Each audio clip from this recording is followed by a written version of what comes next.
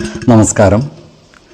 വേദാംഗ ജ്യോതിഷത്തിലെ അമൂല്യമായ അറിവുകളും ആധ്യാത്മിക ജ്ഞാന ഉപദേശങ്ങളും പകർന്നു തരുന്ന പ്രശാന്തം ആസ്ട്രോ ചാനലിലേക്ക് ഏവർക്കും സ്വാഗതം. ഈ ചാനൽ ഇതുവരെയും സബ്സ്ക്രൈബ് ചെയ്യാത്തവർ ഇപ്പോൾ തന്നെ സബ്സ്ക്രൈബ് ചെയ്യുക. നോട്ടിഫിക്കേഷൻ ലഭിക്കുന്നതിനായി ബെൽ ബട്ടൺ അമർത്തുമല്ലോ. ഒപ്പം ചാനൽ ലൈക്ക് ചെയ്യുക, ഷെയർ ചെയ്യുക, കമൻറ്റ് ചെയ്യുക. കൊല്ലവർഷം 1200 ആണ്ടിലെ കന്നി സംക്രമം ചതയം നക്ഷത്രത്തിലാണ്. കന്നി 1-ാം തീയതിയിലെ ഗ്രഹനില അനുസരിച്ച് എടവം രാശിയിൽ സർവേശ്വരകാരകനായ വ്യാഴവും, മിഥുനത്തിൽ കുജനും, ചിങ്ങം രാശിയിൽ ബുധനും, കന്നിയിൽ ആദിത്യനും ശുക്രനും കേതുവും, ധനുരാശിയിൽ ഗുളികനും, കുംഭത്തിൽ ചന്ദ്രനും ശനിയും, മീനം രാശിയിൽ രാഹുവും സ്ഥിതി ചെയ്യുന്നു. രേവതി നക്ഷത്രത്തിൽ ജനിച്ചവർക്ക് കന്നിമാസം ഗുണദോഷ സമ്മിശ്രമായിരിക്കും. ഈ നക്ഷത്രക്കാർക്ക് കർമ്മ മേഖലയിൽ അപ്രതീക്ഷിതങ്ങളായ ചില പ്രശ്നങ്ങളെ അഭിമുഖീകരിക്കേണ്ടതായി വരുവാൻ ഇടയുണ്ട്. എന്നാൽ ഇത്തരം സന്ദർഭങ്ങളിൽ സമചിത്തതയോടെയും ശാന്തതയോടെയും പ്രശ്നങ്ങളെ നേരിടേണ്ടതും ആത്മവിശ്വാസം ചോർന്നു പോകാതെ പ്രശ്നങ്ങളെ അഭിമുഖീകരിക്കേണ്ടതുമാണ്. ഈ നക്ഷത്രക്കാരായ വിദ്യാർത്ഥികൾക്കും മറ്റു പഠിതാക്കൾക്കും കാര്യങ്ങൾ അനുകൂലമാണ്. ഇവർക്ക് ഉയർന്ന മാർക്കോടുകൂടി വിജയം വരിക്കുവാൻ സാധിക്കുന്നതുമാണ്. അതുപോലെ ഇൻ്റർവ്യൂകളിലും മറ്റും ഇവർ വിജയം നേടുന്നതാണ്. ഈ നക്ഷത്രക്കാർക്ക് കിട്ടുവാനുള്ള കുടിശ്ശികയും മറ്റും കൈവശം വന്നു ചേരുവാനുള്ള സാധ്യതകളും കാണുന്നുണ്ട്.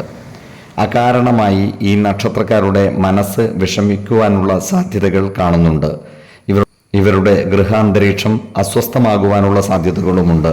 അതിനാൽ കുടുംബ ജനങ്ങളുമായി നല്ല സ്നേഹബന്ധം നിലനിർത്തുന്ന രീതിയിൽ പ്രവർത്തിക്കേണ്ടതാണ്.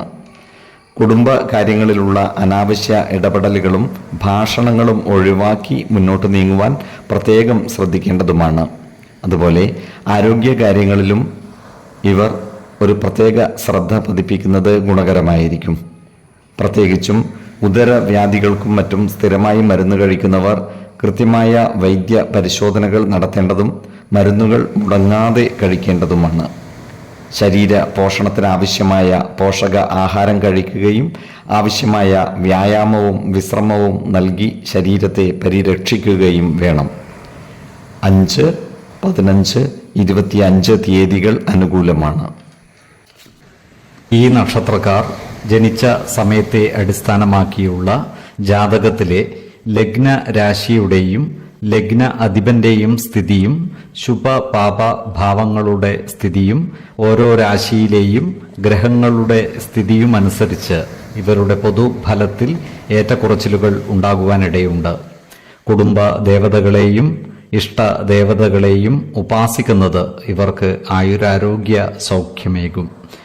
ഇഷ്ടദേവതാ മന്ത്രം 108 തവണ ദിനംതോറും ലിഖിത ജപം ചെയ്തു വരുന്നത് ഇവർക്ക് സർവ ഐശ്വര്യങ്ങളുമേകും. നല്ല വ്യക്തി സാധനകളോടെയും ഉപാസനകളോടെയും മുന്നേറിയാൽ സർവേശ്വരാനുഗ്രഹത്താൽ ഇവരുടെ സർവകാര്യങ്ങളും മംഗളകരമാകും. നന്ദി, നമസ്കാരം. ജ്യോതിഷരത്നം പ്രശാന്ത് കണ്ണോം.